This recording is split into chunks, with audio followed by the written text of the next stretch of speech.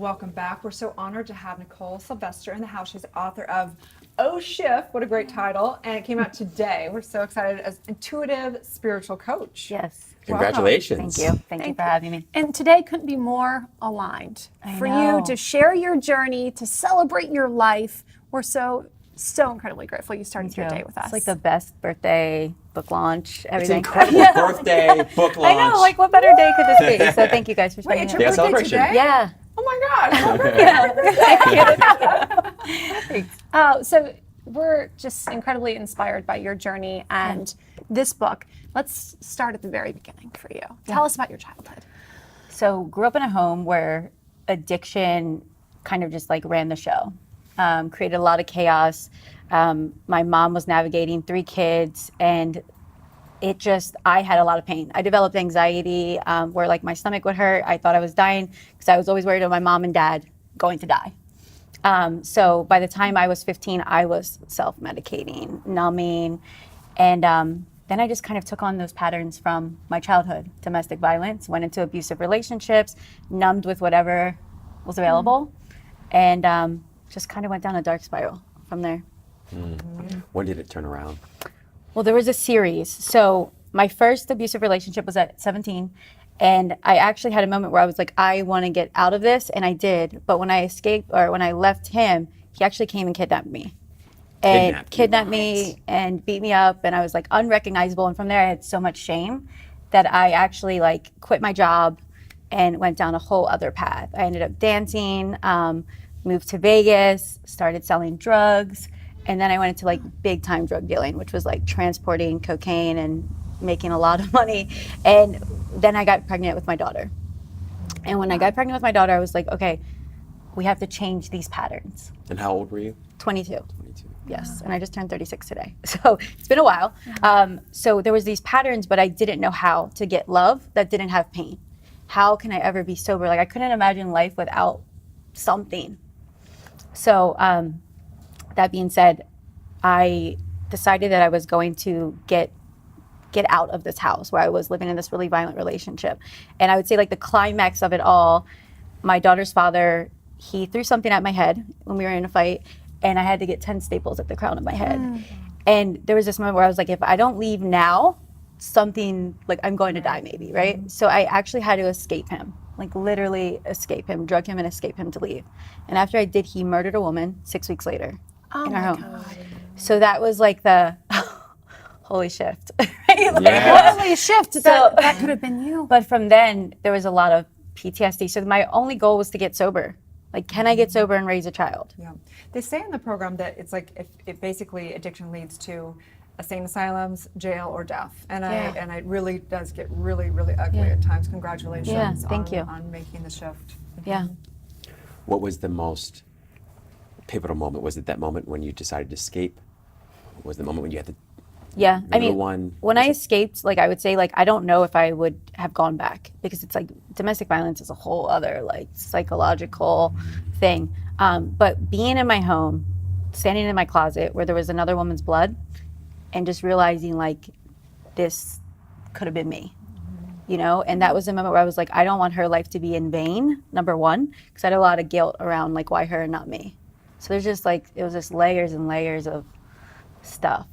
So tell us about the healing journey you went on to become the spiritual intuitive coach that you are.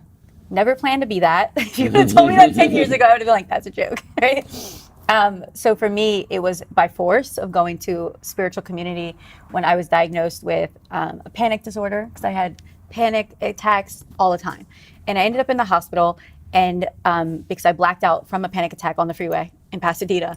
And I ended up at the hospital. My friend says, you have to do something else. So just try meditation, try going to Agape, like the spiritual center that I ended up finding and going to.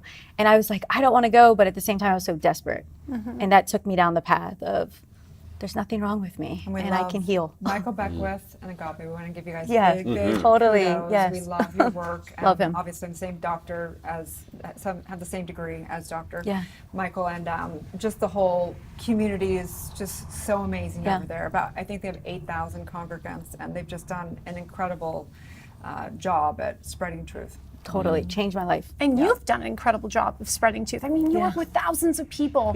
every year. And now you've put your journey in this book. So tell us Yes. about the platforms you have right now and who you're working with. Yes. So mostly Facebook, Instagram. I just started with the idea of like, I know there's people out there that need this, and whether my video is perfect, like if one person gets this, it's good.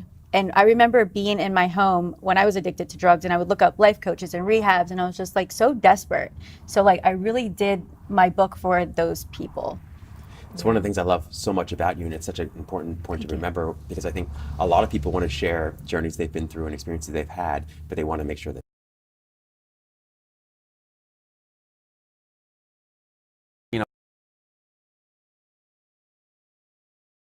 Yeah. sure about it, I think. Totally. Yeah. And it gets more beautiful as you go. You get more comfortable with it. But if you just lead from the heart and just focus on the people that need you, life works its magic. So incredible. Yeah. If there was one tool that you found most helpful for you that you would recommend for others, what would it be? Definitely meditation, but at the foundation of all of that is just that there's nothing wrong with you. There's nothing wrong with you. No matter what happened to you, no matter what you chose to do, that there's a part of you that can just start again like that. I'm sure that this has affected your journey as a mother too. Yes. How are you imparting that wisdom on your daughter? So my daughter has been through the journey, and she just found out the truth about all of this when she was 10. So we've had a lot of conversations about like, this is her story as much as it is mine, and that like people need this. Like, why would I put all of these things out there for the world? Well, I just know that there's people that need it. So I would consider myself a conscious parent, but parenting is one of the most challenging, teaching. It teaches me. So it is what it is. Interesting. In addition to Dr. Michael Beckwith, who Yeah. you love, who else has inspired you in your life? Any particular teachers or authors? Yes. So there's a moment in my book where my mom was listening to Oprah, and back then Oprah wasn't like the queen of to me, because I was 17. But I was in that abusive relationship, and my life just felt like hell. And Iyanla Vanzant was on the show, and I wasn't paying attention, but I just overheard it. And she started talking about her journey and everything she's gone through, and that like in her 30s she changed her life. And I wrote down like, I'm gonna go buy that book when I get to a bookstore. But I always hung on to that story, that like if she can go through all these things, then I can too one day. And I actually referred back to her when I was writing this book, because I had a lot of breakdowns and fears about sharing all these things. And I'm like, that book did all of this for me, then I owe it to someone else to write my book. So incredible. Yeah. It's not just a book, it's a movie. Yeah. It's really a movie. It's like 3 Lifetime movies. That's what I tell people. So yes, it's an intense book. It's very entertaining, but it's also one of those books that will remind you like what the human spirit is capable of. Because I never had any idea myself, but I lived it and I'm evidence. I think we all put our faith and trust in different things, and that's Yeah. what works for us. For you, where do you put your faith and trust? In myself, but I know that's like the God within me. So I always say like spirit is my strategy, like person, right? Yeah. It's like my strategist. So I just have a really deep communion with like, can I ask this question and get an answer? And that I'll be guided, whatever guided me to do all these things. Like I never planned to be a coach, right? It's just life guided me. So it's just surrendering to that higher self. And there's a part in my book where I actually surrender to myself, and I'm crying out like, I just want to get sober. And I realized like, who am I praying to? A deep part of me, like a part of me that's a part of all of us. Tell us about that moment. What did that feel like? Because I can relate so deeply to just craving that and wanting that breakthrough, but I can't flip that switch. Yeah. How do you do that? Sometimes we want it so hard that we're like resisting it, right? But in that moment, I always say it's like the Nikki versus Nichole, because I used to be Nikki, no one called me Nichole. And there was a moment where I like was doing so well, but then I went out with old friends and I did alcohol, did cocaine, and I went home and I'm at 7 a.m. and just feeling like I hate myself for this. And I'm just crying on the side of my bed, and I'm just like, why can't I stop? And it's that moment where it shifted, and I was like, I have the power. Like, it's me that I'm praying to. There's so much about your story that resonates with me. I think it resonates with everyone. Yeah. And a huge part of it is sort of the letting go of the judgment, particularly the self-judgment, right? Increasing the self-love. And for you, has that been a huge part of your journey? If you talk to us a little bit about that, like how does one do that? How does one begin to let go of the judgment and love themselves more? Yeah. Even now, like even before I come on here, before I like did my first big speaking gig a couple weeks ago, I have to, and even the book, I have to go back to this place of like, everything that I'm going to say is good enough. Everything that I'm going to do is good enough, because I'm scared. I have my doubts. I judge myself. I criticize myself. But there's a part of me that believes that like everything is good enough, or I wouldn't be already guided to do it. For sure, absolutely. That's so You know, beautiful. I think there's a lot of people out there, I know, I've heard this in the rooms and stuff, that they're afraid that if they give up drugs or alcohol, they're like, well, what do? You know, because they're like, That's they don't huge. know anything beyond that. They can't Yes. imagine. And so for me, I found this incredible, you know, I don't say I don't drink because I never was an addict, but I really, like, I'll have like a drink a year, like honestly, like a few drinks a year. But so I have found such freedom in not drinking, and a great challenge, because when you don't have that just like entertainment factor of having a drink, and it demands me to like find hobbies, to get you know, doing things that I love. What's your life like without drugs and alcohol? What would you say to the people out there that are like, what would life be without drugs and alcohol? Yeah. What do I do?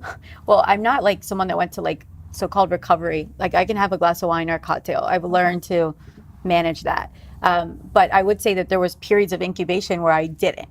And what I realized was like going to happy hours, going to have cocktail made me feel like it like slowed me down. It didn't have that deep connection. I didn't get as excited about things. So now it's like when people are like, let's go have drinks, you know, I'd rather like, let's go have brunch and have coffee. Like, so coffee is kind of my thing now. Right? But I would say get out there and figure out like what excites you. Because we're missing the connection with those like barriers, to me at least.